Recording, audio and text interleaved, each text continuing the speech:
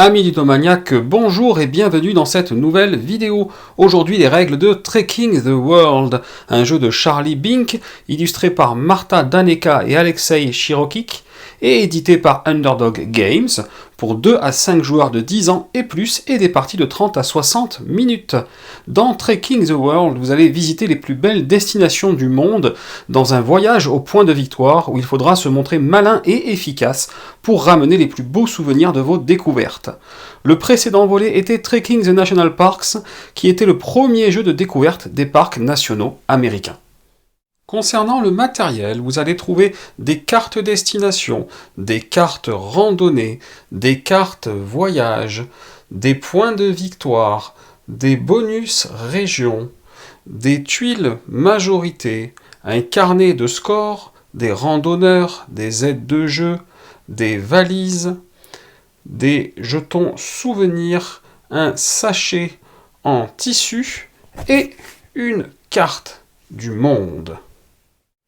Concernant la mise en place du jeu, vous allez tout d'abord ouvrir ce magnifique plateau map monde au centre de la table.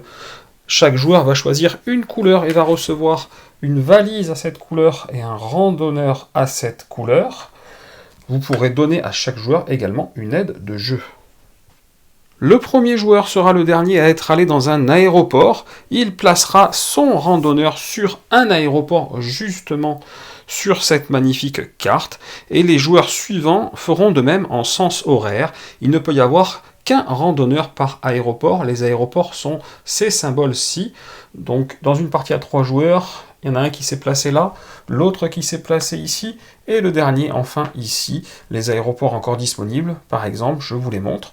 Donc chacun son tour à partir du premier joueur, on va se placer sur un aéroport en sens horaire. Vous allez utiliser ce très joli sac en tissu Trekking the World et vous allez y mettre l'ensemble des cubes comme ceci que moi j'ai déjà placé. Tous les cubes vont aller dans le sac pour une partie à 4 ou 5 joueurs. Si vous jouez à 3 joueurs, ce qui est mon cas, vous retirerez un cube rouge, un cube bleu, 2 cubes jaunes et 2 cubes blancs avant de les mettre dans le sac. Et si vous jouez seulement à 2 joueurs, vous retirerez 3 cubes de chaque. Vous mélangerez bien les cubes donc mis dans le sac, puis vous en placerez un par destination sur la carte, c'est-à-dire dans les ronds comme ceci. Il y a certains ronds qui sont marqués 4+, si vous jouez à moins de 4, ce qui est mon cas, parce que je joue dans une partie à 3 joueurs, vous ne les recouvrez pas. Et il y en a d'autres, quelque part, qui sont marqués 3+, je ne sais pas si je vais tomber sur l'un d'entre eux pour vous le montrer. Voilà, 3+, ceux-là, si vous jouez à 2 joueurs, vous ne les recouvrez pas, sinon vous les recouvrez.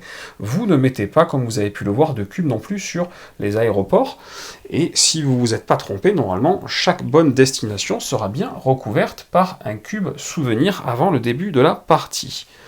Vous allez ensuite mélanger les 10 jetons comme ceci, bonus région, vous les mélangez face cachée, et vous en mettez un sur chaque région. Donc vous voyez 1, 2, 3, 4, 5 et 6. Les autres resteront dans la boîte. Vous les mettez donc bien au hasard, un par région. De la même manière, vous allez mélanger les cartes voyage orange et les cartes voyage violettes, chacune de leur côté, et vous allez en mettre une au hasard en orange ici, une au hasard en violet ici. Il est conseillé pour la première partie de ne pas les mettre au hasard et de mettre taux de change en orange et attrape-moi si tu peux en violet, ce que j'ai fait là pour ma présentation. Vous allez ensuite mettre à disposition de l'ensemble des joueurs les tuiles majorité qui sont là au nombre de 4, en veillant bien à les mettre du bon côté. Moi je suis en côté 3+, et l'autre côté est le côté pour 2 joueurs. Vous aurez également les cartes randonnées à mettre, mélangées ici. Vous en mettez 4 comme cela, face visible, et vous en donnez 3 faces cachées à chaque joueur qui pourra, bien entendu, lui, les consulter. Et vous avez enfin les cartes destination, vous les mélangez, vous en mettez également 4 faces visibles, et vous mettez ce réceptacle à points de victoire au-dessus des 2 dernières, en veillant bien à mettre tous les points de victoire à 3 au-dessus de la 3e carte, et tous les points de victoire à 5 au-dessus de la 4e carte. Et là, vous êtes prêt à jouer à Trekking the World. Au niveau du tour de jeu, on commence par le premier joueur et on tourne en sens horaire. Chaque joueur joue en son tour complet l'un après l'autre jusqu'à ce que la partie prenne fin. Chaque tour est découpé en 3, une action vol qui est facultative, une action déplacement qui est obligatoire, puis une action au choix parmi 3, à savoir piocher 2 cartes, visiter ou voyager. Il y a 5 types de cartes randonnées différents, les paysages, aventures, nature, histoire et eau. Alors le plus important là-dessus, ce sont les 2 caractéristiques principales des cartes randonnées, à savoir la valeur que vous voyez en haut qui va de 1 à 3, même si là je n'ai pas de 3, qui détermine votre capacité à vous déplacer, et le symbole, les symboles qui sont là, qui sont associés à une couleur, et qui vont vous permettre de réaliser les actions visiter ou voyager. Le symbole n'est pas multiplié par la valeur de la carte. Il n'y a qu'un symbole par carte, quelle que soit sa valeur. Au début de votre tour, la première chose que vous pouvez faire, c'est l'action vol, qui est une action facultative. Elle doit se faire avant toute autre action. Comment fonctionne-t-elle? C'est simple, un randonneur qui serait déjà présent sur un aéroport au début du tour peut se déplacer vers un autre aéroport libre, c'est-à-dire vers un autre aéroport où il n'y a pas un autre randonneur. Si je suis ce joueur-là, je peux aller ici et je peux aller là.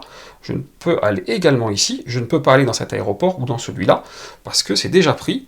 Donc ça ne compte pas dans mes actions, c'est bonus, mais c'est tout à fait optionnel de faire une action de vol, et ça ne fonctionne que si je suis sur un aéroport au début de mon tour. Si je suis ailleurs, ce n'est pas possible, ça ne sera plus possible pour le reste du tour. Vous passez ensuite à l'action de déplacement, qui est, elle, impérative. Il est donc obligatoire de se déplacer, sauf si cela vous est impossible, j'y reviendrai après. Comment se déplace-t-on? Je vous l'ai déjà un peu expliqué, c'est grâce à la valeur des cartes randonnées. Tout simplement, je dois défausser une ou plusieurs cartes randonnées de ma main, dont la valeur totale correspond exactement au nombre de liaisons entre mon point de départ et mon point d'arrivée. Si je suis ici et que je veux aller à l'Acropole d'Athènes, j'ai donc 1 et 2 de déplacement à effectuer. Je peux défausser une carte de valeur 2, ou je peux défausser 2 cartes de valeur 1. Seule la valeur compte, peu importe la couleur des cartes. Je défausse là où les cartes choisies, et je viens ici jusqu'à l'Acropole d'Athènes, par exemple. Le randonneur se rend donc à cette destination. Si un cube souvenir s'y trouve, il le prend. Mais attention, on parle uniquement d'un cube qui est sur la case d'arrivée. Si là je fais 2 en faisant 1 et 2, je prendrai ce cube, mais pas celui-ci. Donc là, je choisis de faire 1 et 2, je me retrouve à prendre ce souvenir à l'Acropole d'Athènes. Si plus tard, moi-même ou quelqu'un d'autre repasse à l'Acropole d'Athènes, il n'y aura plus de cube souvenir pour cette personne-là dans tous les cas. Alors il y a plusieurs restrictions lors des déplacements. Il est interdit d'emprunter la même liaison plus d'une fois lors d'un déplacement. C'est-à-dire, si je suis ici et que je n'ai qu'une seule carte 3, je ne peux pas faire 1, 2 et 3 pour me retrouver juste devant, puisque j'aurai emprunté 2 fois cette liaison. Donc il est interdit d'utiliser plusieurs fois la même liaison lors d'un tour. Il est également interdit de traverser ou d'arriver sur un lieu occupé par un autre randonneur. Si je suis ici, je ne peux plus aller là. Je suis obligé de faire le tour par là ou le tour par ici. Et je ne peux pas non seulement passer de là à là, mais m'arrêter non plus. Toute case occupée par un autre randonneur est bloquante. Les aéroports et les cases 3+, et 4+, comptent bien dans les déplacements. Vous l'avez vu, là j'étais passé par une case 4+, je venais d'un aéroport, et s'il y avait une case 3+, qui se libère, c'est pareil, ça compte tout à fait comme case à franchir pour les déplacements. Vous le voyez donc, les joueurs en se déplaçant et en arrivant à leur destination vont cumuler des souvenirs. Il y a 6 régions représentées par les 6 couleurs que vous voyez là. Si à un moment ou à un autre dans une région, un joueur prend le dernier cube restant souvenir, si je me déplace jusque là par exemple et je prends celui-ci, à ce moment-là, il récupère également en secret le bonus région. Lui, il peut regarder combien il y a dessus. C'est des points de victoire. Hein. Ce rond-là, ce sont des points de victoire. À la fin de la partie, les autres joueurs ne sauront pas ce qu'il a pris. Et ce bonus région, on peut l'avoir dans les 6 différentes régions dès qu'on prend le dernier souvenir de la région en question. Les souvenirs que vous récupérez, vous les posez ici sur votre valise. Vous allez les placer sur la ligne correspondant à leur couleur. Donc il y a les 4 couleurs de souvenirs et à l'emplacement le plus à gauche disponible. Par exemple, je prends un nouveau souvenir jaune, je vais le placer ici, en deuxième sur la gauche. Au-delà de 4 souvenirs, ce sont des cases illimitées en nombre de souvenirs qui se trouvent ici. Quand vous obtenez la majorité d'un type de souvenir, avec un 2 souvenirs minimum pour obtenir cette majorité, et c'est à ça que sert l'étoile ici, à se rappeler que pour avoir une majorité, il faut au moins avoir recouvert cette étoile. Par exemple, si je suis le premier à atteindre 2 souvenirs jaunes, je vais prendre cette tuile majorité des souvenirs jaunes, je vais la mettre à côté de moi. Plus tard dans la partie, si quelqu'un veut me reprendre cette tuile, il devra strictement me dépasser. Si je n'en prends pas d'autres d'ici là, il faudra qu'il soit à 3 cubes souvenirs jaunes pour me prendre cette tuile. Et donc l'ensemble des 4 tuiles majorité aux 4 couleurs peuvent voyager comme ça d'un joueur à l'autre jusqu'à la fin de la partie. Une fois que vous avez effectué votre déplacement obligatoire et que vous avez éventuellement obtenu un souvenir, pourquoi pas obtenu un bonus région ou une tuile majorité également, vous allez devoir choisir entre 3 actions au choix. Ces 3 actions sont les suivantes. Premier choix possible, piocher 2 cartes randonnées, les fameuses cartes randonnées qui sont là et qui vous permettent beaucoup de choses dont vous déplacez pour l'instant, vous l'avez vu. Vous avez le choix entre celles qui sont visibles ou aller dans la pioche sans savoir ce que vous aurez. Donc c'est du classique à ce niveau-là, je peux vouloir celle-ci par exemple, dès que je prends une carte face visible, elle est immédiatement remplacée par la première de la pioche, et la deuxième, je peux vouloir la prendre face cachée.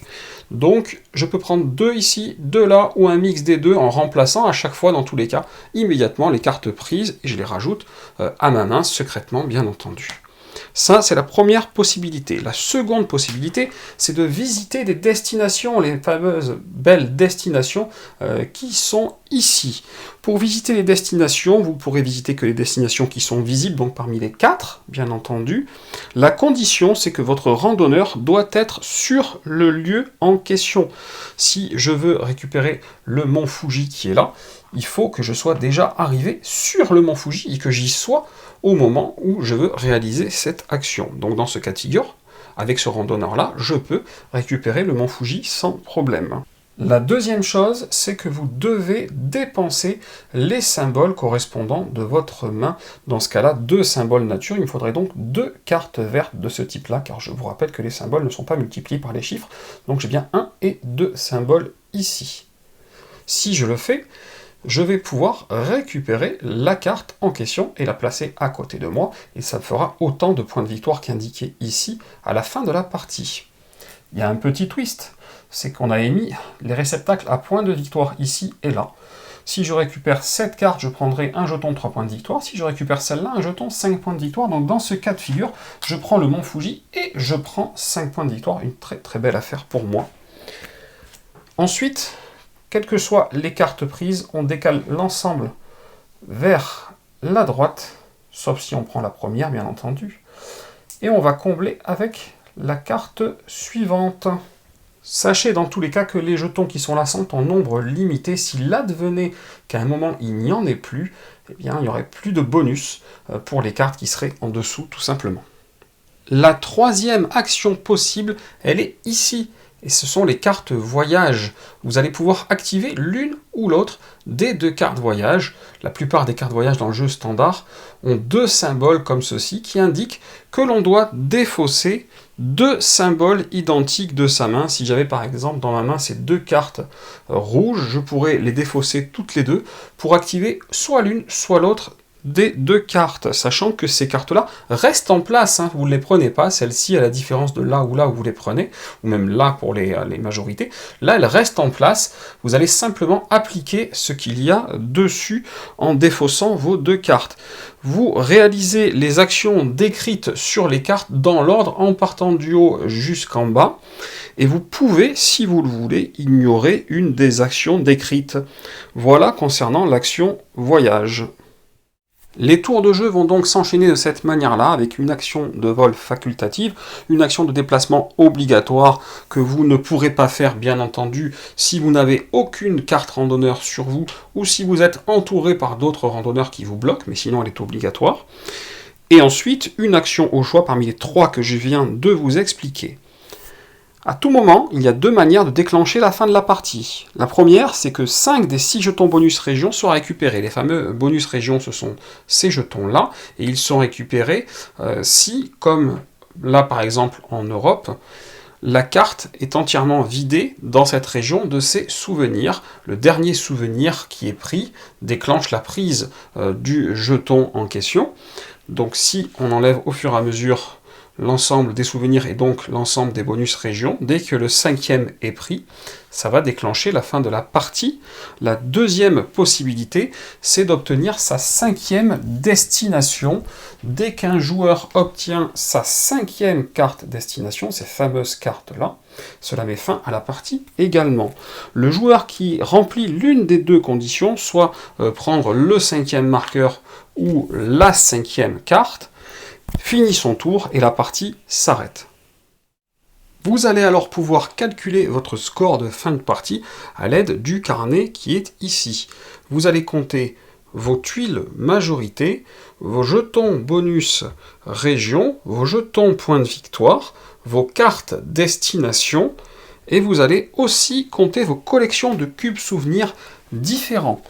Regardez bien, il y a des points de victoire indiqués en dessous ici. Là, 5, 10, 17 ou 25. Ce n'est pas cumulatif. Pour chaque colonne entièrement remplie, vous avez les points qui sont en dessous, mais là, j'ai ma deuxième colonne qui est remplie, je n'aurai pas 10 plus 5, j'aurai simplement 10. Donc si vous avez une colonne remplie 5, 2 colonnes 10, 3 colonnes 17 ou 4 colonnes 25 qui est le maximum. Dans ce cas de figure, avec mes 2 colonnes remplies, je gagne 10 points. On additionne donc l'ensemble de ces 4 catégories, ce qui nous donne un total ici. Et le vainqueur est déclaré, c'est celui qui a le plus de points, bien entendu. S'il y a égalité, parmi les joueurs à égalité, on va trancher l'égalité en faveur de celui qui a le plus de ramené de souvenirs dans sa valise. Et s'il y a encore égalité, la victoire sera partagée. À défaut de pouvoir voyager à l'heure actuelle, Trekking the World nous fait voyager de chez nous. Et je dois dire qu'il le fait plutôt bien. Les illustrations des différentes destinations sont splendides, le matériel est agréable et thématique, le jeu s'explique et se joue facilement en famille, il est fluide et très plaisant. Alors ça ne réinvente rien en termes de mécanique, mais voilà, le mélange est bon et prend très bien. On a envie d'y rejouer et c'est bien là l'essentiel. La pertinence des informations des cartes destination permet également de faire découvrir les merveilles du monde aux plus jeunes, c'est pour moi un sans faute. Alors je vous ai mis dans la description de la vidéo le print and play du jeu en VF qui m'a été fourni par Underdog Games. Il a été gracieusement traduit par les fans du jeu, il y a quelques erreurs de ci de là, mais rien d'insurmontable. Et concernant les règles, je vous conseille tout de même de privilégier ma vidéo. Voilà, comme d'habitude, si cette vidéo vous a plu, n'hésitez pas, vous mettez un petit pouce vers le haut, ça fait toujours plaisir, et vous cliquez là en bas à gauche pour vous abonner à la chaîne si ce n'est pas déjà fait. Et chers amis ludomaniaques, je vous dis à très bientôt pour une prochaine vidéo.